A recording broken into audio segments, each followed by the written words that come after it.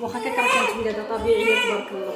لا مامون صباره صبرات عليها الطبيبه لان كانت محلوله 7 ديال السنتيم عاد طرطقات ليها السقيه والتخطيط كان مزيان. هي حموصه غتشوفوا طبيبه الاطفال هانتوما خاص هكا. شوفوا باينه الحضوريه غير غنمسحوا ليه الحين. هذا واحد الهبيزه ديال دكتور ساره طبيبه ولده طبيعيه ما نقولوش ليهم الوزن لا علاش الحمد لله سلامتها. طبيبه شنو تنصحيهم يديروا الريجيم يعني كيسوا من الماكله باش يولدوا دي بيبي دي صغيور بيتي بيبي باش ما تعذبوش. باش يولدوهم دغيا بلا غراز. يلا هذه هي النصيحه اليوم. ياك حموصه ياك انت عذبتي ماما